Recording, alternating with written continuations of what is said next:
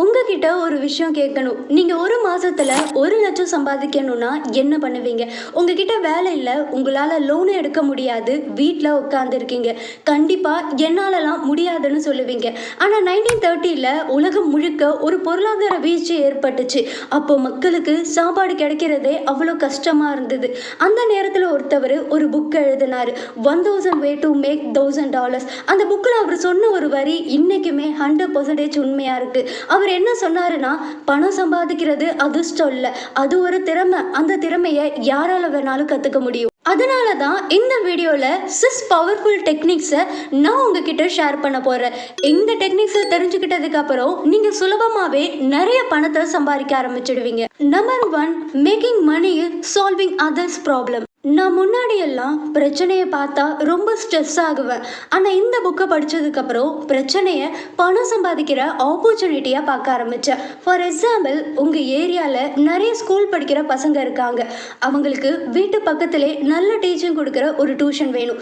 இப்போது நீங்கள் என்ன பண்ணலாம்? வீட்டில் டியூஷன் சென்டரை ஸ்டார்ட் பண்ணி டெய்லி 2 ஹவர்ஸுக்கு டீச் பண்ணி ஒரு ஸ்டூடெண்ட்டுக்கு 500 rupees சார்ஜ் பண்ணிங்கன்னா, அப்போது 10 ஸ்டூடெண்ட் ஜாயின் பண்ணாங்கன்னா உங்கள் மந்த்லி இன்கம் 5,000. அதுவும் எந்த ஒரு இன்வெஸ்ட்மெண்ட்டுமே இல்லாமல் பீப்புளோட ப்ராப்ளம் என்னன்னு தெரிஞ்சுக்கிட்டு அதை சால்வ் பண்ணுறதுனால உங்களால் ஈஸியாகவே பணம் சம்பாதிக்க முடியும். இது உண்மையாகவே நடந்தது. 2005ல் தீபாவளி டைமில் ஒருத்தவர் அவரோட சொந்த ஊருக்கு போக பஸ் டிக்கெட் கிடைக்கல. இதனால் அவர் ரொம்ப ஃப்ரஸ்ட்ரேட்டடாக ஆகிட்டு திரும்பி அவர் ரூமுக்கே போகிறாரு. அப்போ தான் யோசிக்கிறாரு, இந்த பிரச்சனை எனக்கு மட்டும் இருக்கா இல்லை நிறைய பேருக்கு இருக்கான்னு. அப்போ தான் தெரியுது, தீபாவளி டைமில் நிறைய பேருக்கு பஸ் டிக்கெட் கிடைக்கிறது இல்லைன்னு. 2006ல் அவர் 5 லட்சத்தை இன்வெஸ்ட் பண்ணி ஒரு பிஸ்னஸை ஸ்டார்ட் பண்ணுறாரு. அந்த கம்பெனியோட பேர் ரெட் பஸ். அவரோட ஐடியா ரொம்ப சிம்பிள். ஆஃப்லைன் புக்கிங்கை ஆன்லைன் புக்கிங்காக மாற்றினாரு. அவரோட பெயர் பிராணிந்திரா சாமா. 2013ல் அந்த கம்பெனியை 800 crores ஐபிஏபிஏ குரூப்புக்கு செல் பண்ணிட்டாரு. இதிலிருந்து நீங்கள் கற்றுக்க வேண்டியது, நீங்கள் பிஸ்னஸ் ஸ்டார்ட் பண்ணி நிறைய பணத்தை சம்பாதிக்கணும்னா புதுசாக ஏதோ கண்டுபிடிக்க தேவையில்லை. பீப்புளோட ப்ராப்ளத்துக்கு சொல்யூஷன் கொடுத்தீங்கன்னா அதுதான் ப்ராஃபிட்டபிள் பிஸ்னஸ். நம்பர் 2, செல் ஃபர்ஸ்ட் தென் மேக் ப்ராடக்ட். ஒரு பிஸ்னஸை ஸ்டார்ட் பண்ணணும்னா நிறைய பேர் என்ன பண்ணுவாங்க, 6 மந்த்துக்கு அவங்களுடைய டைம், மணி, எனர்ஜி எல்லாத்தையும் இன்வெஸ்ட் பண்ணி ஒரு ப்ராடக்டை உருவாக்குவாங்க.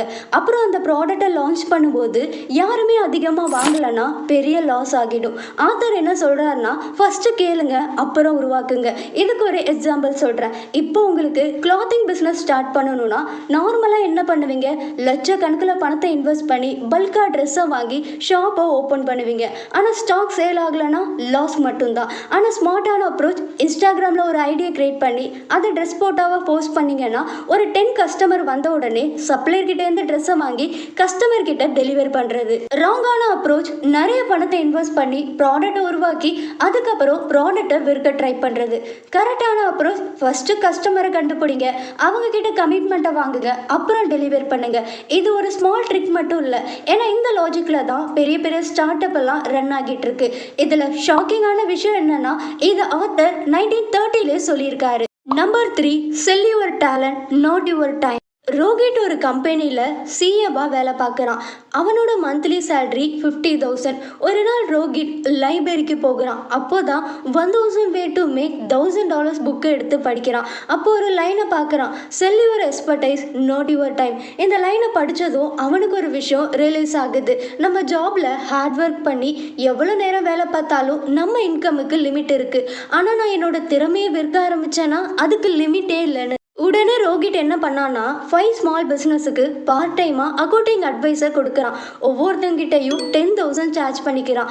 இப்போ அவன் ஃபுல் டைம் வேலை பார்க்காமலே அவன் வேலை பார்த்த நேரத்துக்கு மட்டுமே 50,000 earn பண்ணிட்டான். இப்போ உங்ககிட்ட இருக்கிற திறமை என்னன்னு கண்டுபிடிங்க. ஃபார் எக்ஸாம்பிளுக்கு எஸ்எல், வீடியோ எடிட்டிங், டிசைனிங், டீச்சிங், குக்கிங்னு உங்களுடைய திறமைக்கு நல்ல பேக்கேஜ் கொடுத்து அதை ப்ராப்பராக செல் பண்ணுங்க.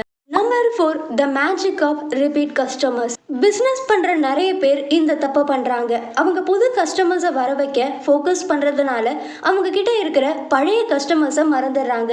இதுக்கு ஒரு எக்ஸாம்பிள் சொல்கிறேன். இப்போ ஒரு எலக்ட்ரிஷியன் ஒரு வீட்டில் ஃபேனை ரிப்பேர் பண்ணிவிட்டு கேஷை மட்டும் வாங்கிட்டு போகாமல் அவரோட நம்பரை கஸ்டமர் கொடுத்து அடுத்தது ஏதாவது ரிப்பேர் பண்ணணும்னா என்னையே கூப்பிடுங்க, நல்லா பண்ணி கொடுத்துட்றேன் அப்படின்னு சொன்னால் அவங்க வீட்டில் வேறு ஏதாவது ரிப்பேர் ஆன உடனே அந்த எலக்ட்ரிஷியனுக்கு தான் கால் பண்ணுவாங்க. இதுதான் ரியல் பிஸ்னஸ் சீக்ரெட். தப்பான அப்ரோச் நியூ கஸ்டமர்ஸை தேடிக்கிட்டே உங்ககிட்ட இருக்கிற பழைய கஸ்டமர்ஸை மறந்துடுறது. ஆனால் கரெக்டான அப்ரோச் பழைய கஸ்டமருக்கு பெஸ்ட் சர்வீஸ் கொடுத்தீங்கன்னா அவங்க தானாகவே உங்ககிட்ட திரும்ப திரும்ப வருவாங்க, உங்களுக்கு நியூ கஸ்டமர்ஸையும் ரெஃபர் பண்ணுவாங்க. Number 5, start small but think big.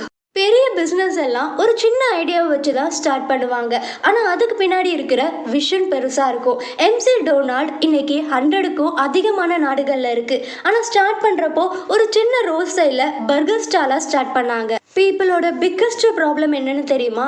பெருசாக யோசிப்பாங்க ஆனால் ஸ்டார்ட் பண்ணவே மாட்டாங்க, இல்லைன்னா ரொம்ப சின்னதாக யோசிப்பாங்க, வளரவே மாட்டாங்க. ஆனால் கரெக்ட் ஃபார்முலா, உங்கள் பிஸ்னஸை சின்னதாக ஸ்டார்ட் பண்ணி பெருசாக பிளான் பண்ணுங்கள். Number 6, focus on quality not money. 2 shopkeeper இருக்காங்க. ஃபர்ஸ்ட் ஷாப்கீப்பர் கஸ்டமர் கேட்குற ப்ராடக்டை எடுத்து கொடுக்குறாரு.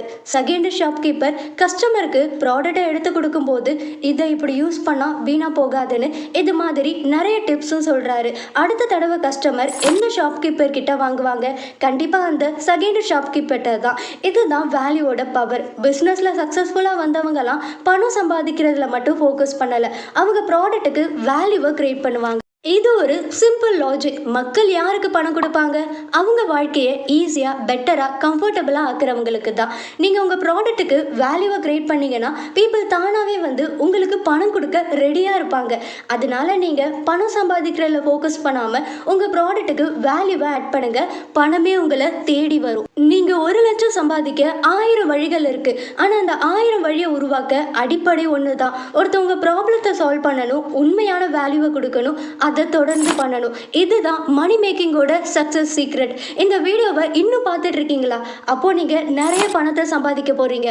எஃப்சி மீனாக்கர் இந்த புக்கை எழுதும்போது உலக பொருளாதாரமே மொத்தமாக சரிந்திருந்தது. எல்லாருமே என்ன சொன்னாங்கன்னா இனிமே ஒன்றுமே பண்ண முடியாதுன்னு. ஆனால் அவர் மட்டும் சொன்னார் 1000 வழி இருக்குன்னு. நீங்கள் இப்போ எந்த சுச்சுவேஷனில் இருந்தாலும் சரி, உங்ககிட்ட வேலை இல்லை, வருமானம் இல்லை, என்ன பண்ணுறதுன்னே தெரியலையா? கவலைப்படாதீங்க. இப்போ உங்கள் கையில் 6 பவர்ஃபுல் ஐடியாஸ் இருக்குது. அது ஒன்றை சூஸ் பண்ணி இன்றைக்கே ஸ்டார்ட் பண்ணுங்கள். தேங்க்ஸ் ஃபார் வாட்சிங்.